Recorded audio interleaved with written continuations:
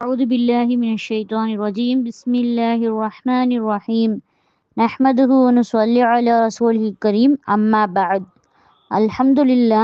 கண்ணியமானவர்களே, சுவனத்தின் ராணிகளே, உங்கள் அனைவருக்கும் என் இதயம் என்னும் பள்ளத்திலிருந்து துள்ளி எழும் சலாமினை கூறி ஆரம்பம் செய்கின்றேன்.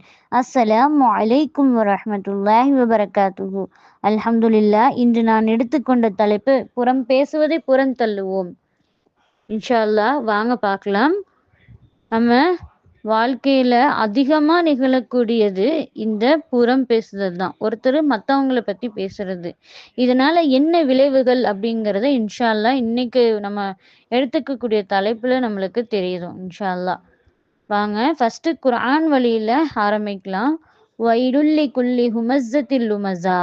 குறை கூறி புறம் பேசி தெரியும் ஒவ்வொருவருக்கும் கேடுதான் என்று அல்லாஹ் குர்ஆன்ல நம்மளுக்கு சொல்றான். படைப்பினங்கள்ல ரொம்ப சிறந்த படைப்பா அல்லாஹ் மனுஷனை படைச்சிருக்கான். அல்லாஹ்வினால படைக்கப்பட்ட படைப்பினமான நம்ம அளவுல ரொம்ப சின்னதா நாக்கு படைச்சிருக்கான். நாக்க படைச்சு அதுக்கு பேசுற ஆற்றலையும் கொடுத்துருக்கான். இந்த சின்ன நாக்குனால மனுஷனுக்கு பல நேரங்கள்ல உயர்வு கிடைக்குது. ஆனா பல நேரங்கள்ல சிறுமை அடையறான். அப்போ சகோதரிகளே, உலகத்துல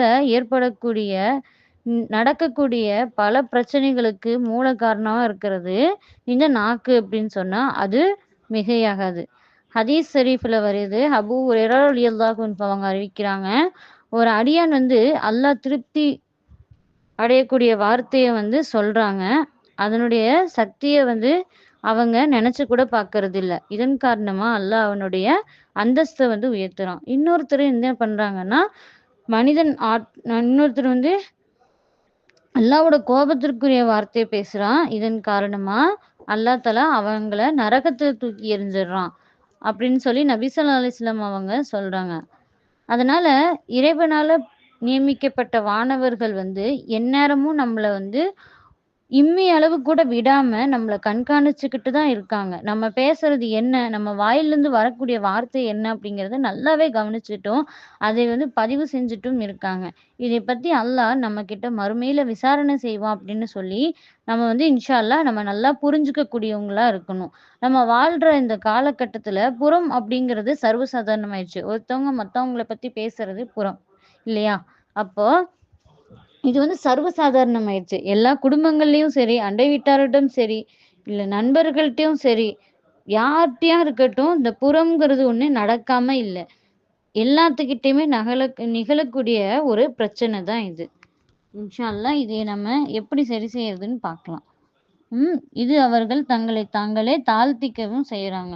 ஒருத்தவங்க மத்தவங்களை பத்தி பேசுறதுக்கு நிறைய காரணம் இருக்கு. அதுல முக்கியமான காரணம் நொடி பொழுதுல நிகழக்கூடியது.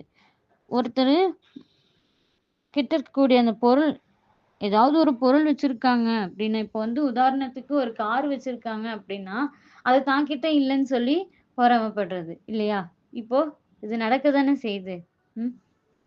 அதே மாதிரி 2வது காரணம் ரொம்ப முக்கியமான உணர்வு. நம்ம குடும்பத்துல, நம்ம வேலை செய்யற இடத்துல, நண்பர்களுக்கு இடையில, சுத்தி இருக்கிறவங்களுக்கு இடையில சிறந்தவங்க அப்படின்னு சொல்லி உணர்வை பெற நம்ம விரும்புறோம். அத சுத்தி இருக்கிறவங்கள்ட்ட நம்ம ரொம்ப எதிர்பார்க்கவும் செய்றோம். திருவள்ளுவர் கூட புறம் கூறாமை அப்படிங்கிற தலைப்புல புறம் கூறுவது தீமை அப்படின்னு சொல்லி நிறைய பல விஷயங்களை திருவள்ளுவரும் சொல்றாங்க. அப்போ அறங்கூறான் அல்ல செய்யினும் ஒருவன் புறங்கூறான் என்றல் இனிது. ஒருவன் அறத்தை சொல்லாம பாவமே செஞ்சாலும் யாரையும் புறம் பேச மாட்டான். இன்னும் உலகத்தாரால சொல்லப்படுறது ரொம்ப நன்று. அதனால கண்ணியமான்களே, ஹதீஸ்ல வருது. இன்னும் புறம் பேசுவது ஏற்படும் தீமை பற்றியும் ஹதீஸ் குர்ஆன் ஷரீஃப்ல நிறைய இருக்கு. அதுல ஹதீஸ்ல இப்போ வருது பாருங்க, பார்க்கலாம் வாங்க. அபூ ஹுரைரா ரலியல்லாஹு அன்ஹு அவங்க அறிவிக்கிறாங்க, ஒரு தடவை அல்லாஹ்வின் தூதர் ஸல்லல்லாஹு அலைஹி வஸல்லம் அவங்க சஹாபாக்கள் எல்லாத்துக்கூடயும் உட்கார்ந்துருக்காங்க. அப்போ புறம் பேசுவதல் அப்படின்னா என்ன அப்படின்னு சொல்லி சஹாபாக்கள்கிட்ட வந்து கேட்கப்பட்டுச்சு. அப்போ வந்து அவங்க சொல்றாங்க, அல்லாவும் அவனுடைய தூதருமே அறிவாங்க அப்படின்னு சொல்லி சொல்லப்பட்டுச்சு. அப்ப அல்லாஹ்வின் தூதர் ஸல்லல்லாஹு அலைஹி வஸல்லம் அவங்க, நீர் உன்னுடைய சகோதரனை பற்றி அவர் விரும்பாத ஒன்றை கூறுவதாகும் அப்படின்னு சொல்லி பதிலளிச்சாங்க. அப்போ வந்து சஹாபாக்கள்லாம் வந்து கேட்குறாங்க, யா ரசூலல்லாஹ், நாங்க வந்து குறை சொன்னால், அதாவது நாங்க சொல்லக்கூடிய அந்த குறை இருக்கு இல்லையா? அது வந்து அவங்க கிட்ட இருந்தாலுமா அப்படின்னு கேட்குறாங்க. அவங்க கிட்ட இருந்தா அது வந்து புறம். அவங்க கிட்ட இல்லன்னு சொல்லி நீங்க சொல்ற குறை வந்து அவங்க கிட்ட இல்லன்னு சொன்னா அது அவதூறு. அப்படின்னு சொல்லி நபி ஸல்லல்லாஹு அலைஹி வஸல்லம் அவங்க சொல்றாங்க.